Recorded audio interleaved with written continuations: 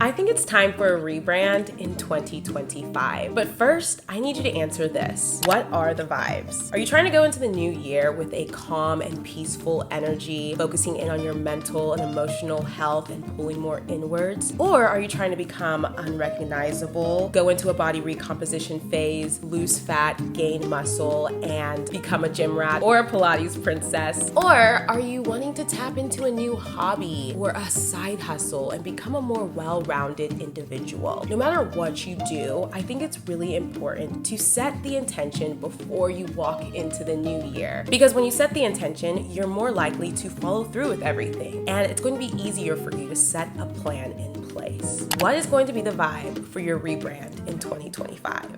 2024 was a very hectic year for a lot of people. And as you're moving into your reflective processes, you're probably going to be thinking a lot about what went well and a lot about what didn't go well for you and the goals that you didn't hit. But as we move into this new year, I want to let you know this. It is a waste of time to focus so heavily on the things that didn't work out. What that does is it makes you go into the new year with a very defeated and negative mindset. And yes, I think it's important to try to understand why you didn't hit those goals and what got in the way of those goals, but you should only spend a very small period of time on that. And you want to focus more of your energy right now on the wins, okay? You want to focus in on the things that did work out for you. Instead of going into the new year with a very negative and defeated mindset because you didn't hit X, Y, and Z goal, you're going to go into the new year with a very positive, hopeful, and energized spirit because you're looking at all of the goals that you did hit and you're giving yourself your flowers because let's be honest, you were productive this year. You were that girl this year and you are capable of hitting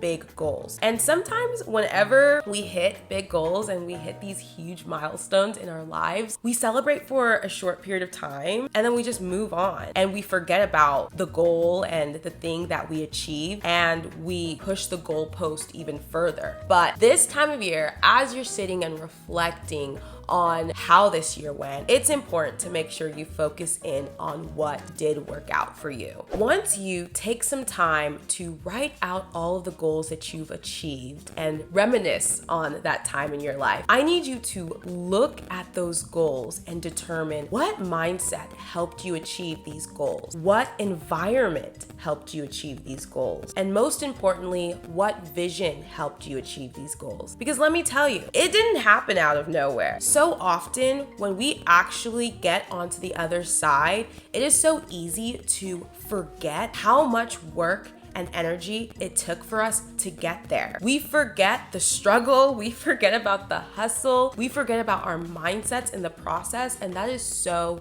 important. When you recognize what you've achieved, it reinforces a belief in your ability. And that motivator helps you take what you've learned in that period of time and apply it to other areas of your life. It's not just about celebrating the win and being happy for a moment. It's about taking what you've learned and applying it in other areas of your life, especially moving into the new year as you set new goals. This is what's going to fuel your energy in the new year. For example, last year I was on a journey of body recomposition. And let me tell you, everything was strict around here. My environment was strict. My mindset was strict. The vision was strict. You looked in my fridge was a reflection of who I wanted to be. For me to really get to that first initial goal, okay, and within those first 3 months of the year, I had to be strict. I had to follow through with the habits that I set in place for myself because I knew at that point if I didn't do it, then I was not going to be able to hit the goal. So everything was strict. And when I look back on that time, I can't even believe it because I'm not as strict now at all. I'm definitely not as strict now. However, I can take those principles and those values and apply that to any new goal that I want to hit, okay? Because I had a clear vision for my environment, I had a clear vision for my mindset, and my vision was just clear overall and in general. It's not just about looking at your goals and being celebratory and saying, yeah, you did that, you hit that. It's about applying the lessons that you learned throughout that time and applying the energy that you gained and the confidence that you gained within yourself because you were actually able to follow through with something and transferring it over into the new year, into the new things that you want to achieve, no matter what it is. Building that confidence and that energy within yourself, because guess what? You did that. You were able to achieve something really, really big, and you should use that energy to fuel the other goals that you've hit for yourself or that you're setting for yourself in 2025. Once you've chose the vibes for the year and you've reflected, I think it's important to choose one big goal for the year. One big, heavy hitting goal. Now, you are more than welcome to have multiple goals, but in this video, we're just focusing in on one thing, and we're gonna break that big goal into 4 SMART goals. SMART goals are specific, measurable, attainable, realistic, and timely, okay? This is just a way for you to focus in on what's most important in the journey, and it's honestly the best way for you to get to the end goal. So you have this big heavy hitter goal. Let's say you want to be in the best shape of your life in 2025. How are we going to break that up into smaller, SMART goals? I think the best way to do this is by following a structure called the 12-week year. The 12-week year was created by Brian Moran and Michael Lunnington, and it walks you through a proven step-by-step guide for you to achieve more in 12 weeks than a person can in 12 months. And it's basically helping you simplify your goals, create more focus, and hit more goals within a short period of time. I have followed the 12-week year the last almost 3 years now, and it's taken me from a place where I was never hitting the goals that I wanted to hit, never following through, not getting where I wanted to be financially, to finally being in a place where I was actually hitting goals, where I was hitting my financial goals, where I was growing professionally and personally, and I was finally seeing true growth. It really did help me focus in on what was important and follow through with the things I wanted in my life. And that's why I highly recommend the 12-week year, which I'm going to leave a template down below. The 3 core principles in the 12-week year are accountability, commitment, and greatness in the moment. You are really honestly focusing in on what's important, and you're essentially getting your time back and you're getting your confidence back with this. There are 5 disciplines. You have your vision, you have planning, process control, measurement, and intentional time use. Having the vision to start with is really important. You don't have to make a vision board if you're not into that. You don't have to go onto Pinterest if you're not into that. You can simply just write out what the vision is for those 12 weeks and start from there. Next is your planning process. And when you are planning, you are essentially setting systems in place week by week that are going to essentially help you hit that goal. It gets really specific and it gets really intense, okay? Because you have 12 weeks, and honestly, 12 weeks goes by so quickly, guys, so quickly. So at the beginning of the year, if your big goal is to be in the best shape of your life, and you break that into 4 smaller goals throughout the year, you can start off in quarter 1 focusing in on losing 20 pounds. And then in quarter 2, you can focus in on gaining muscle. In quarter 3, once you've lost the weight and you've gained a little muscle, this is gonna be summertime. So you can take a step away from all the super rigid goals and you could just have fun with your routine, be a little bit more lax and not have any strict goals. And then in quarter 4, you can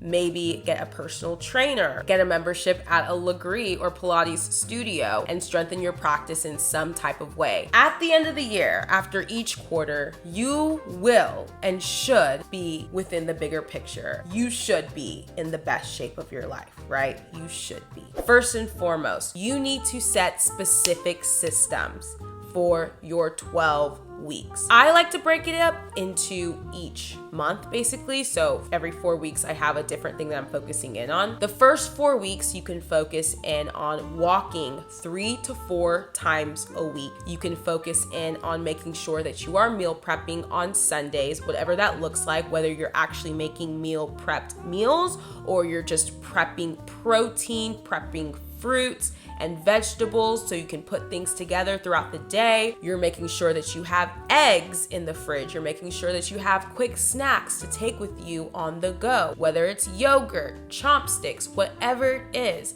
But you've set these systems in place that are pretty rigid that will help you get closer to your goal. Then at the end of those first 4 weeks, track your progress from there. Step on the scale, see where you are, look at some progress pictures that you've taken to figure out where you are in this journey, right? At this point, you should know what is working and what is not working and make the change for the following 4 weeks. So the next 4 weeks, you can focus in on maybe adding a little bit of weightlifting, maybe just 1 time a week, or you can continue with your walking. The walking is working for you. You can have a little bit more fun with your meals, maybe throwing in some new recipes. But week by week, you need to have structure. You need to make sure you've set systems in place for you to be successful, and you need to make sure that you are actually tracking your progress along the way. By the end of the 12 weeks, you should see a change. You should achieve that first SMART goal by the end of that first 12 weeks. Now, if you don't achieve that first SMART goal, then you can let it carry on into the next 12 weeks. At this point, you have worked really hard for 12 weeks. You have achieved a lot. So let's keep the goal going for the following 12 weeks and let's tweak some things and see what we can change from there. It is a way for you to hold yourself accountable, to track your progress, and for you to stay focused. Because when you have 12 weeks, that focus is lasered in, okay? You are really on track with what you need to hit. I use the 12-week year for not only my weight loss goals, but for my job. I'm a content creator, and one thing that really helped me stay consistent when I was first growing on social media was the 12-week year. I was posting twice a week. I had a plan for every single video for 12 weeks, and I stuck to the plan. I never stopped, okay? And I was consistently checking off each video as I was posting it. And at the end of the 12 weeks, I had a goal for myself. I had a goal for how many subscribers I was expecting to gain. And every single time it worked. My focus was clear, my energy was high, my consistency was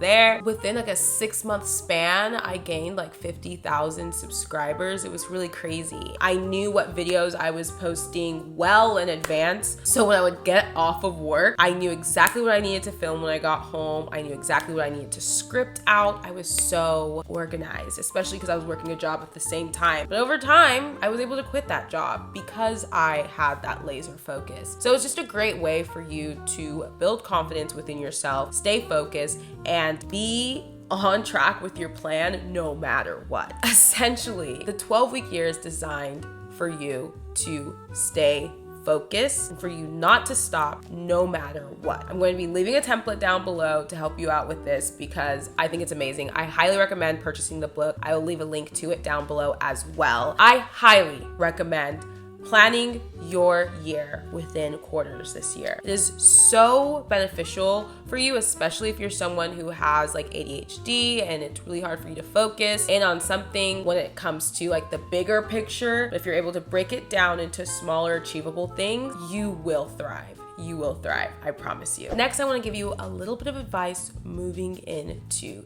this year. Please, I want you to know that your year can look however you want it to look. You do not have to hustle from the beginning of the year till the end of the year. You do not need to be in struggle hustle mode all year long. That's why planning is so important, and that's why being mindful of you and your lifestyle is so important. Let me tell you, there are seasons where I'm hustling. I feel like right now I'm in a hustle season. It's just the time of year for me, and that's just like how it works in this industry. industry, but I know I'm not gonna have to hustle forever, okay? The hustle is going to end very soon. I'm gonna be able to be in more of a calm and situated schedule. And if you don't want this to be a hustle year for you, it doesn't have to be. It could be a very calm and peaceful year for you. Figure that out now and figure out what you want this year to look like for you before you enter it. It's going to help you feel a lot more confident and feel a lot more at peace. I just want to say this, there are some goals that are going to require a hustle. Say you're trying to open a gym or open any type of business. That requires almost a consistent hustle throughout the year. So be mindful of that and your lifestyle, your family, plans, things like that, so you aren't discouraged if things don't work out for you. Be aware of busier seasons of your life. Be aware of the different seasons in your life. I know for me in social media, there are seasons that are going to be busier than others, okay? There are going to be seasons where I am swamped with work, with contracts, and there's going to be times where I really don't have time for many other things in my life. I know exactly pretty much when those seasons are. I'm very aware of this because I've been doing this for so long. So I make sure if I'm trying to start a side hustle, a new side quest, I probably shouldn't do it during a busier season like the fourth quarter or even like the first quarter. Maybe I should start that the second quarter when things start to slow down, you know? It's very important for you to be mindful of the different seasons of your life. When I was a teacher, it was the same thing. We had busier seasons and we had seasons that weren't so busy. If you're a parent, you know when things are busier for your family and when things are chiller for your family.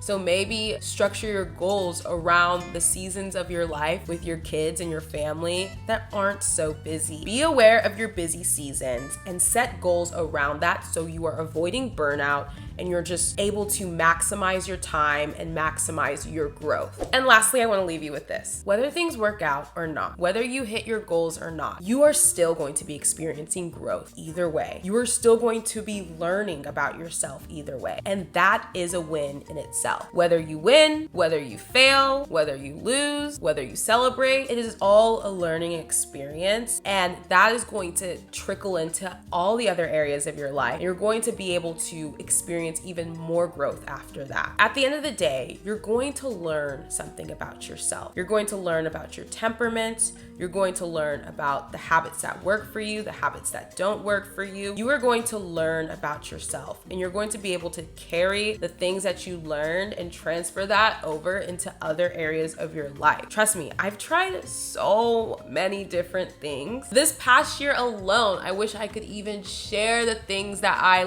tried out when it comes to my business and stuff. I've tried out so many things that didn't end up working out, but I learned so much about myself in the process, and I learned what I wanted for my business and what I didn't want for my business, and I carried on from there. And that doesn't mean that I'm never going to try those things again, but I might just try them in a different way and really continue to stick up for myself and speak up for myself in the way that I need to, because this is what's important for me and I know what's best for me at the end of the day. There's just a lot of things that didn't work out, but I take those lessons, I don't look at them as failures, and I don't talk down on myself. I learn from them and I grow from them. And that's the only reason that I am where I am today. So remember that no matter what you go through this year, it is all a learning experience and it's all going to lead to growth no matter what. Thank you guys so much for listening to me ramble today. I hope you took some value out of this video. I know 2025 is going to be an amazing year for you no matter what you pursue,